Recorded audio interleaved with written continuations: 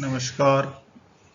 मैं डॉक्टर उज्ज्वल गोस्वामी, सहायक आचार्य, संस्कृत विभाग, राजकीय डूंगर महाविद्यालय में कार्यरत हूँ। आज यहाँ जो यह वीडियो प्रस्तुत किया जा रहा है, इस वीडियो का मूल उद्देश्य यह है कि स्नातकोत्तर स्तर पर पाठ्यक्रम में पढ़े जाने वाले स्त्री प्रत्यय प्रकरण की एक सामान्य प्रक्रिया को सरलीकृत कर किस प्रकार से हृदयंगम किया जा सकता है, यही मेरा मूल उद्देश्य है। वैसे यदि हम संस्कृत भाषा में शब्दों की बात करें तो लिंग निर्णय एक अत्यंत ही दुष्कर कार्य है। इस लिंग निर्णय में पुल्लिंग, स्त्रीलिंग और नपुंसक लिंग का निर्णय अन्य भाषाओं की तरह नहीं किया जा सकता। बहुत सारे शब्द जो सामान्य रूप से पुल्लिंग के रूप में दिखाई देते हैं, वह पुल्लिंग नहीं स्त्रीलिंग में भी प्रयुक्त होते हैं, और बहुत सारे शब्द जो स्त्रीवाचक हैं वह पुल्लिंग में भी प्रयुक्त होते हैं। उदाहरण के रूप में यदि हम बात करें तो एक शब्द है स्त्रीवाचक दार शब्द, लेकिन यह दार शब्द पुल्लिंग में प्रयुक्त किया जाता है, जबकि अन्य जो स्त्रीवाची शब्द वनिता, योषित आदि हैं वो स्त्रीलिंग में प्रयुक्त किए जाते हैं। इसी प्रकार अप शब्द है जलवाचक शब्द, यह स्त्रीलिंग है, जबकि वारी, तोय आदि नपुंसक लिंग शब्द हैं। एक ही अर्थ को बताने वाले अनेक शब्द अलग अलग लिंगों में प्रयुक्त किए जाते हैं। इसी प्रकार देवतावाचक शब्द अमर, निर्जर आदि शब्द पुल्लिंग में प्रयुक्त होते हैं, जबकि देवता शब्द स्वयं ही स्त्रीवाची शब्द स्त्रीलिंग है। इसी प्रकार मित्रवाचक यदि शब्द देखें, सुहृद शब्द का प्रयोग किया जाता है तो वह पुल्लिंग में प्रयुक्त होता है, जबकि मित्र शब्द नपुंसक लिंग है। तो इस प्रकार बहुत सारा निर्णय करना और भिन्न भिन्न सूत्रों द्वारा पाणिनीय लिंगानुशासनीय सूत्रों के माध्यम से शब्दों में किस लिंग का निर्धारण किया जाता है उसका उल्लेख मिलता है। यहाँ हमारा मूल उद्देश्य स्त्री प्रकरण में स्त्री शब्द किस प्रकार से बनते हैं, तो संस्कृत में सामान्यतः पुल्लिंग और नपुंसक लिंग बनाने के लिए प्रातिपदिकों से आगे कोई प्रत्यय नहीं जोड़ा जाता, केवल स्त्रीवाची शब्द बनाने के लिए ही प्रत्यय जोड़े जाते हैं, और वे भी सभी शब्दों से नहीं जोड़े जाते। अतः यहाँ स्त्री प्रत्ययांत शब्दों की प्रक्रिया को समझना अत्यंत आवश्यक हो जाता है। और यदि हम प्रक्रियागत सामान्य प्रक्रिया को अच्छी प्रकार से समझ लेते हैं तो हमारा कार्य, दुष्कर कार्य कुछ सरलीकृत किया जा सकता है। तो सामान्यतः कहा जा सकता है कि स्त्री प्रत्ययांत शब्द 5 श्रेणियों में विभक्त किए जा सकते हैं।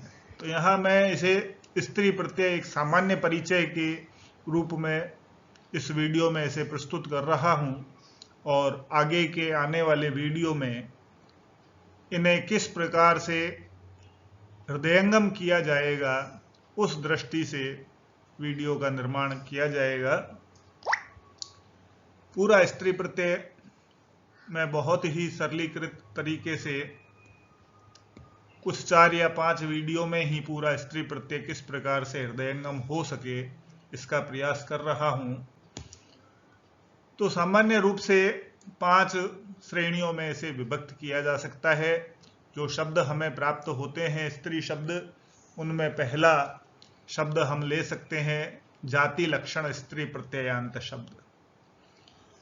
जब जाति एक होते हुए उस जाति के स्त्री व्यक्ति को निर्दिष्ट करना अभीष्ट होता है तो वहां जाति लक्षण स्त्री प्रत्यय किए जाते हैं।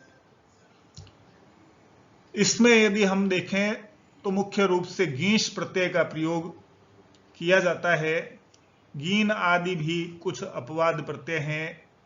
इनके यदि उदाहरणों को देखें तो इन उदाहरणों में गींश प्रत्ययांत शब्द जो बनते हैं जाति लक्षण स्त्री प्रत्ययांत शब्द, वो है हई, गवई, मुकई, मानुषी, मत्सी, ब्राह्मणी, सारंगरवी, बैदी, कठी, तटी, नारी आदि।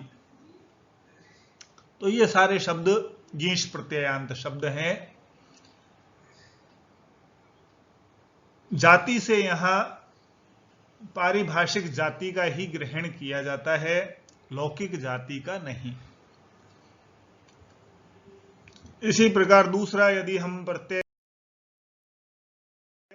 प्रत्ययांत शब्द देखें, स्त्री प्रत्ययांत शब्द, तो वह पुंयोग लक्षण स्त्री प्रत्ययांत शब्द बनते हैं। जब विशिष्ट प्रयोगानुसार पति के कारण उसकी स्त्री का नाम वैसा ही पड़ जाता है तो वहां पुंयोग में स्त्री प्रत्यय किए जाते हैं। तो पुंयोग लक्षण स्त्री प्रत्ययांत शब्द का सीधा सा तात्पर्य है कि पति के कारण उसकी स्त्री का नाम जब वैसा ही पड़ जाता है तो वहां पुंयोग में स्त्री प्रत्यय किए जाते हैं। इसमें भी सामान्य रूप से हम देखते हैं तो गींश प्रत्यय प्रमुख होता है, चाप आदि कुछ अपवाद प्रत्यय भी किए जाते हैं।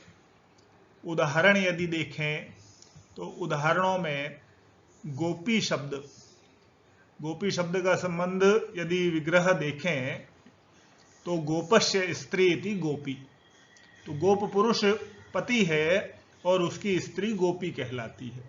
इसी प्रकार से गोपालिका, तो गोपालकस्य स्त्री इति गोपालिका, अश्वपालकस्य स्त्री इति अश्वपालिका, वरुणस्य स्त्री इति वरुणानी, इंद्राणी इंद्रस्य स्त्री इति इंद्राणी, भवस्य स्त्री इति भवानी, सूर्यस्य स्त्री इति सूर्या या सूरी। यहां सूरी शब्द जो बनता है वह देवतावाचक शब्द है और सामान्य स्त्री प्रत्ययांत शब्द में टाप प्रत्यय होकर के सूर्या शब्द बनता है। इसी प्रकार से मातुलानी शब्द बनता है मातुलस्य स्त्री इति। इसी प्रकार स्वश्रु शब्द बनता है स्वसुरस्य स्त्री इति स्वश्रुः। कहीं कहीं पर पति के अलावा पिता या भाई के कारण भी पुत्री या बहन का नाम प्रसिद्ध हो जाता है, वहां पर भी पुंयोग में स्त्री प्रत्यय समझना चाहिए। जैसे केकयस्य दुहिता इति कैकेयी, देवकस्य दुहिता इति देवकी, रेवतस्य दुहिता इति रेवती, स्वालस्य भगिनी इति स्वाली, यमस्य भगिनी इति यमी। इस प्रकार से दो प्रकार के शब्द एक पुंयोग में पति के कारण से जब स्त्री का नाम उसके अनुरूप होता है तो स्त्री प्रत्ययांत शब्द गींश आदि, सामान्यतः गींश का ही प्रयोग होता है, कहीं कहीं पर अपवाद स्वरूप चाप आदि प्रत्यय का प्रयोग भी किया जाता है। इसी प्रकार पिता या भाई के कारण भी पुत्री या बहन की जो प्रसिद्धि होती है उन्हीं के नामों से, तब भी स्त्री प्रत्यय का प्रयोग किया जाता है। वहां पर भी गींश प्रत्यय का ही सामान्यतः प्रयोग होता है। तीसरा यदि हम देखें तो तीसरा हमारा जो स्त्री प्रत्ययांत शब्द बनते हैं वो स्वांग लक्षण स्त्री प्रत्ययांत शब्द है। जब समास के अंत में कोई स्वांगवाची शब्द आ जाता है तब स्त्रीलिंग बनाने के लिए उससे परे स्वांग लक्षण स्त्री प्रत्यय किए जाते हैं। इनमें वैकल्पिक रूप से गीश प्रत्यय तथा विकल्प अभाव में टाप प्रत्यय का प्रयोग प्रमुख रूप से देखा जाता है। उदाहरण के रूप में यदि हम देखें तो चंद्रमुखी, चंद्रमुखा, चंद्र एव मुखम यस्यासा बहुब्रीहि समास का प्रयोग है और मुख शब्द स्वांगवाची शब्द है, अतः स्वांगवाची शब्द से परे स्त्रीत्व की विवक्षा में गीश प्रत्यय अथवा टाप प्रत्यय का प्रयोग यहां देखा जा सकता है। इसी प्रकार से अतिकेशी, अतिकेशा शब्द का प्रयोग होता है, ताम्रमुखी, ताम्रमुखा शब्द का प्रयोग होता है। इसी प्रकार कल्याण क्रोड़ा, सुहस्ता आदि शब्दों को हम स्वांग लक्षण स्त्री प्रत्ययांत शब्दों में रख सकते हैं। स्त्रीलिंग में स्वांग भी यहां पारिभाषिक रूप में लिया जाता है, लौकिक रूप में नहीं। तो इस प्रकार चौथा यदि हम विभाजन करते हैं तो साधारण स्त्री प्रत्ययांत शब्द देखे जा सकते हैं। साधारण स्त्री प्रत्ययांत में जो तीनों कोटि ऊपर बताई गई हैं उनमें न आने वाले शब्दों अर्थात व्यक्तिवाचकों, विशेषणों, सर्वनामों, वयवाचकों, गुणवाचकों आदि से स्त्रीलिंग बनाना अभीष्ट होता है। तब वहां पर